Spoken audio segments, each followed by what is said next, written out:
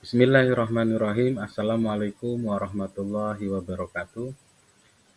Alhamdulillah di pagi hari ini kita masih diberikan nikmat sehat oleh Allah sehingga kita masih bisa bertemu tatap muka meskipun secara virtual.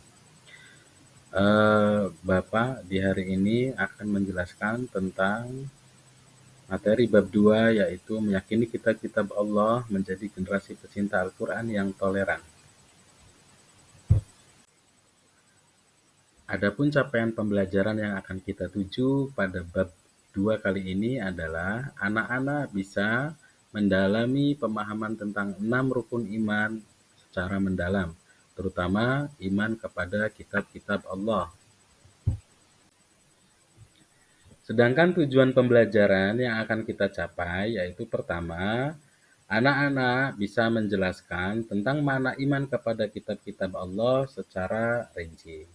Yang kedua, anak-anak dapat menyebutkan nama-nama kitab Allah beserta Rasul penerimanya dengan benar dan tepat. Dan yang ketiga, anak-anak dapat menerapkan cerminan perilaku beriman kepada kitab-kitab Allah dalam perilaku sehari-hari. Untuk petunjuk belajarnya, yaitu tolong anak-anak perhatikan. 1. Tolong cermati uraian pada slide gambar dari video Bapak ini. Yang kedua, buatlah rangkuman dari video ini dengan menggunakan bahasa yang dipahami teman-teman di kelas. Yang ketiga, terakhir, kemudian nanti hari Senin tolong presentasikan di kelas secara bergantian. Sekarang kita masuk ke materi. Materi pertama adalah tentang definisi iman. Iman adalah meyakini dalam hati, mengucapkan dengan lisan, dan mengamalkan dengan perbuatan. Artinya, iman tidak cukup hanya pengucapan di dalam lisan, tetapi harus menyatu antara hati, lisan, dan perbuatan. Setelah kita mengetahui definisi tentang iman, maka kita sekarang masuk kepada pembagian-pembagiannya. Iman ada 6. Yang pertama adalah beriman kepada Allah Subhanahu wa taala, yang kedua beriman kepada Rasulullah Muhammad SAW, yang ketiga adalah beriman kepada kitab-kitab Allah, yang keempat adalah beriman kepada malaikat-malaikat Allah, yang kelima beriman kepada hari akhir, dan yang terakhir adalah beriman kepada qada dan qadar. Pembahasan kita kali ini adalah beriman kepada kitab Allah, yakni Al-Quran.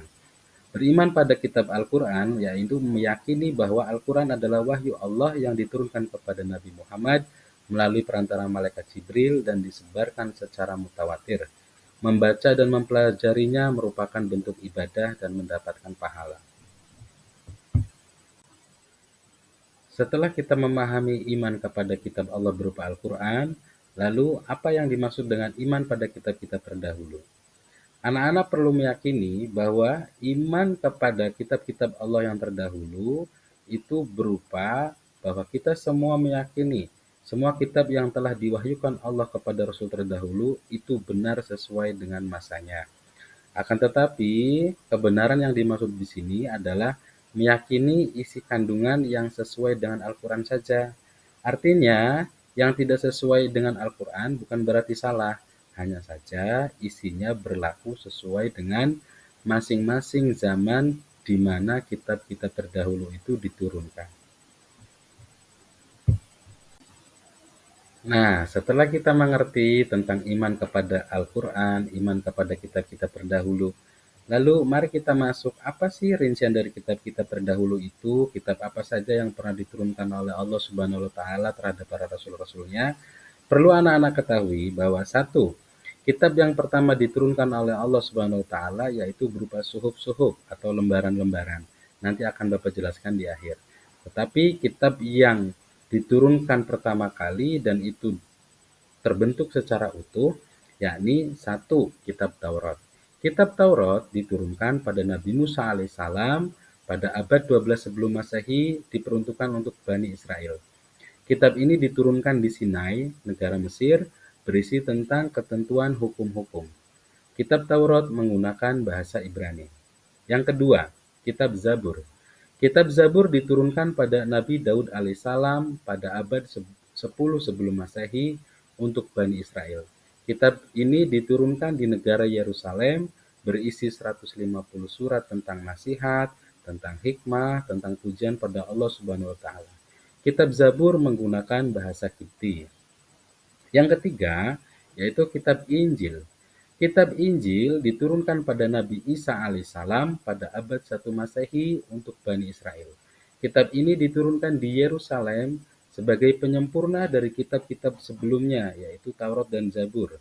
Injil berisi ajaran baru, diantaranya informasi tentang kedatangan Nabi terakhir yang lebih mulia, yang ajarannya lebih sempurna, dan syariatnya bersifat universal untuk seluruh umat manusia, yaitu Nabi kita semua, Nabi Muhammad SAW, yang membawa Al-Quran dan Islam. Kitab Injil sendiri berbahasa Suryani. Nah, itulah tadi kitab-kitab resmi yang diturunkan secara utuh kepada umat-umat terdahulu. Sekarang, apa yang dimaksud dengan suhuf? Suhuf adalah lembaran-lembaran yang diturunkan oleh Allah pada Nabi Musa dan Nabi Ibrahim alaihissalam. Lembaran-lembaran ini sudah hilang anak-anak dan tidak diketahui isinya. Namun, sebagian dari isi suhuf itu ada yang diberitakan dalam Al-Quran dan hadis.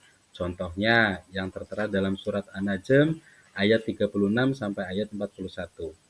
Di dalam ayat itu diterangkan bahwa di antara ajaran-ajaran dari suhuf Nabi Musa dan Nabi Ibrahim, yaitu ajaran tentang bahwa seseorang yang berdosa tidak akan memikul dosa orang lain. Yang kedua, manusia hanya memperoleh apa yang telah diusahakannya. Yang ketiga, perbuatan manusia kelak akan diperlihatkan kepadanya di akhirat nanti. Yang keempat, perbuatan manusia akan diberi balasan kepadanya dengan balasan yang paling sempurna. Artinya bisa balasan kebaikan, bisa balasan keburukan, tergantung apa yang dilakukan oleh manusia tersebut. Itulah di antara beberapa ajaran, 4 ajaran yang tertuang dalam suhuf dan diperlihatkan kembali di dalam Al-Quran. Setelah kita mengetahui tentang Taurat, Zabur, Injil, dan Suhuf, mari kita perdalam lagi kitab suci kita, yakni kitab suci terakhir, kitab suci paling penyempurna, kitab suci pelengkap dari semua kitab-kitab suci yang pernah diturunkan oleh Allah Subhanahu wa taala. Maka kita semua tahu bahwa kitab itu bernama Al-Quran. Al-Quran merupakan wahyu Allah yang diturunkan kepada Nabi Muhammad melalui perantara malaikat Jibril dan disebarkan secara mutawatir.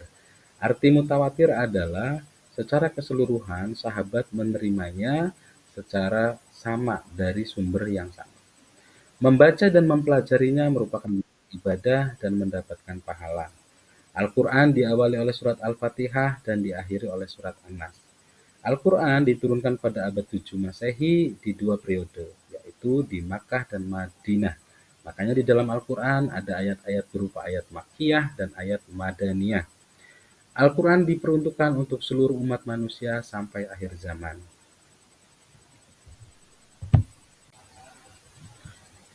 Anak-anak, setelah kita mengetahui semua definisi dari mulai Zabur, Taurat, Injil, Al-Quran maupun suhuf-suhuf, maka karena ini pembahasannya tentang iman, iman adalah mengakui di dalam hati dan mengimplementasikan di dalam perbuatan, maka beriman kepada kitab Allah dalam hal ini Al-Quran tidak cukup hanya membacanya saja. Tetapi bagaimana sih supaya anak-anak bisa menjadi pecinta Al-Quran yang toleran?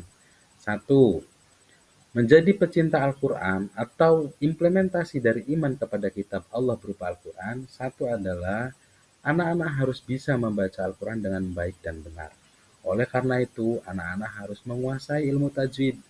Ilmu tajwid merupakan ilmu tentang rambu-rambu lalu lintas pembacaan Al-Quran. Siapa saja yang membaca Al-Quran menggunakan ilmu tajwid, maka dia akan mendapatkan pahala. Sebaliknya, siapa saja yang membaca Al-Quran tidak menggunakan ilmu tajwid, maka dia tidak mendapatkan apa-apa.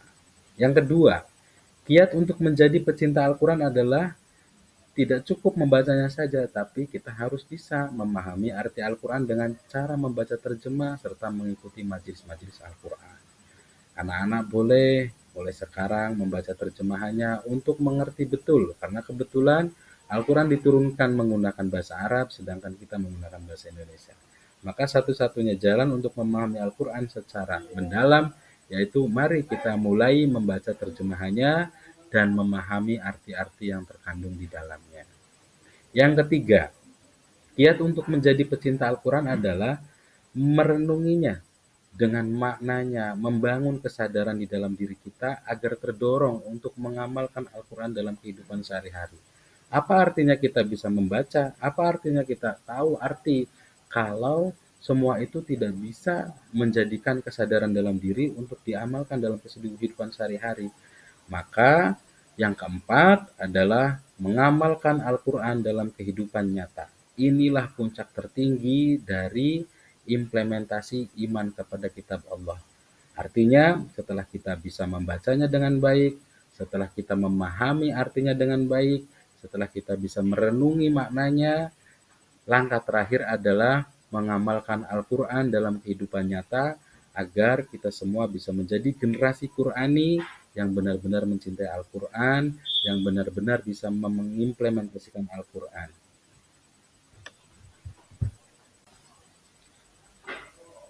Materi terakhir adalah bagaimana kita mengambil sikap, bagaimana kita menjalin hubungan dengan umat-umat kitab terdahulu.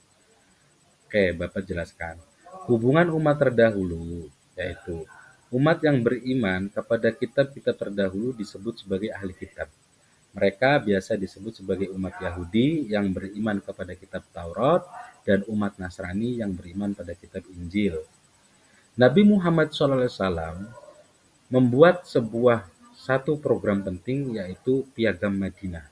Piagam Madinah merupakan manuskrip atau sebuah dokumen sebagai bukti bahwa Nabi Muhammad saling menghormati antar pemeluk agama-agama wahyu atau agama samawi. Beliau mengajak mereka membangun kota Madinah bersama-sama. Beliau mengajak mereka untuk berkolaborasi dalam hal-hal sosial, ekonomi, dan sebagainya. Oleh karena itu, anak-anak, mari kita bangun jalinan hubungan dengan umat-umat terdahulu, dengan ahli kitab terdahulu, dengan perilaku-perilaku yang mencerminkan dari baginda agung Nabi Muhammad SAW berupa penghormatan dan penghargaan atas perbedaan. Karena pada hakikatnya perbedaan yang diciptakan oleh Allah merupakan rahmat bagi semesta alam. Oke anak-anak, sekian materi yang bisa disampaikan oleh Bapak di bab 2 ini, yaitu materi tentang meyakini kitab-kitab Allah dan menjadi generasi Al-Quran yang toleran.